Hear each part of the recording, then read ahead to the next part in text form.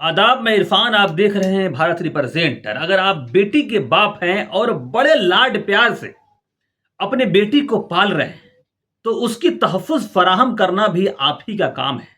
उसका हिफाजत करना भी आप ही का काम है। क्योंकि सभी दरिंदे ये जान गए हैं, सभी बलात्कारी ये जान गए हैं कि वर्तमान सरकार बलात्कारियों के साथ है। वो जानते हैं कि बलात्कार करने के बाद भी कुछ ही दिन के बाद जेल से रिहाई मिल जाती है, जमानत मिल जाती है। इसलिए वो आजकल देश में खुलकर जी रहे हैं। इसलिए जब भी कोई वाकयात हो तो सामान की हिफाजत करने से ज्यादा जरूरी है कि आप अपने बाल बच्चों की, बेटियों की तहफ़्फ़ुज़ फराहम करें, हिफाजत करें। सामान बाद में आता जाता रहेगा। दरअसल ये बातें इसलिए कह रहा हूं कि मध्य प्रदेश के चुनाव से पहले बीजेपी आईटी सेल के 3 लड़के जो आईटी सेल के उच्च पद पर आसीन हैं, वो मध्य प्रदेश जाने से पहले बेचियो जाते हैं और वहां एक दलित छात्रा यानी कि आईआईटी की छात्रा के साथ गैंग रेप करते हैं। उसके बाद वो मध्य प्रदेश चले जाते हैं और जाकर मोदी जी की गारंटी को घर घर पहुंचाते हैं। जब तक मध्य प्रदेश चुनाव संपन्न नहीं हो जाता तब तक उन अपराधियों पर योगी आदित्यनाथ की सरकार लगाम नहीं कसती, किसी तरह की कार्रवाई नहीं करती। चुनाव संपन्न होने के बाद उनकी गिरफ्तारी होती है, हालांकि उनके घर पर कोई बुलडोजर नहीं चलाया जाता। इसकी खबरें भी मेन स्ट्रीम में नहीं आती।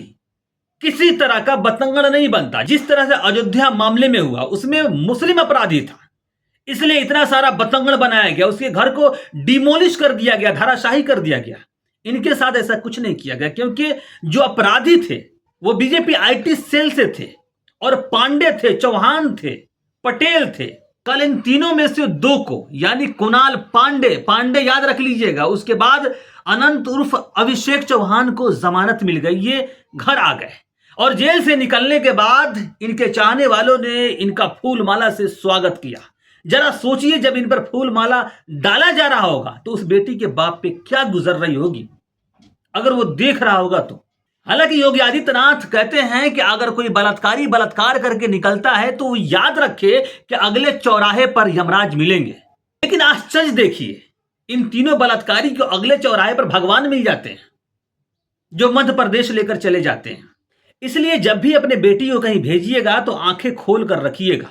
हो सकता है कि उस रास्ते में दरिंदे खड़े हों जो उसका इंतजार कर रहे हैं। जब भी अपने बेटी को किसी हॉस्टल में भेजिएगा तो याद रखिएगा उस हॉस्टल में भी कोई विजय नाम का पात्र हॉस्टल के वॉशरूम में हिडन कैमरा लगाकर बैठा होगा और तमाम लड़कियों का फुटेज निकाल कर बेच रहा होगा। जब भी किसी जरूरत के तहत अपने बेटियों को किसी अधिकारी या किसी सांसद के पास भेजिएगा तो याद रखिएगा उस अधिकारी या उस सांसद के चरित्र में एक रेवन्ना भी वहां बैठा हो सकता है। जब भी पूजा पाठ या इबादत के लिए आपकी बेटी किसी आश्रम या मंदिर जाती है तो आप ज़हन में इस बात को जरूर याद रखिएगा कि हो सकता है वहां पंडित के भेष में कोई बाबा रहीम बैठा हो या आसाराम बापू भी बैठा हो सकता है।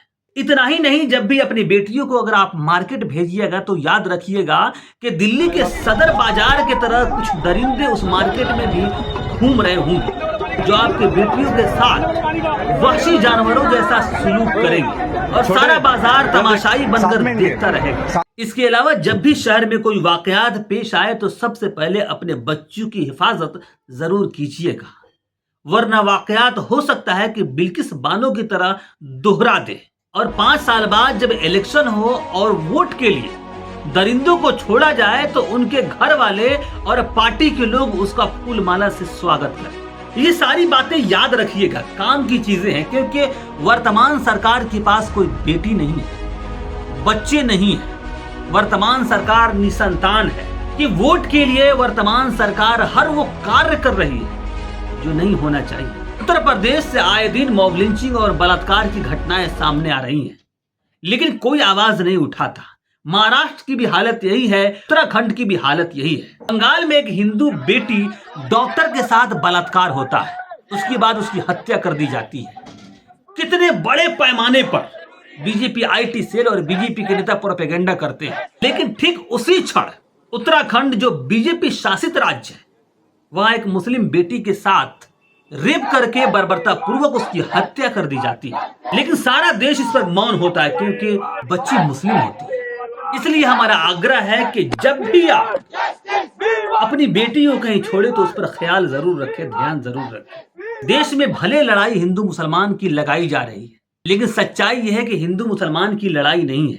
सच्चाई यह है कि इसी के आड़ में आपकी बच्चियों के साथ बदसलूकी की जा रही है, बलात्कार किया जा रहा है, और ये कोई और नहीं है, सब वही लोग हैं जिनके ऊपर सरकार का हाथ है। तभी तो बृजभूषण सिंह पहलवान बेटियों के साथ दुराचार करता है और अंडा के जर्दी की तरह बच जाता है। हो सकता है कि आपकी बेटियों के साथ भी ऐसा कृत्य करने वाला किसी नेता का बेटा हो और वर्तमान सरकार उसको संरक्षण दे दे, फिर आप क्या कीजिएगा, जरा बताइए तो।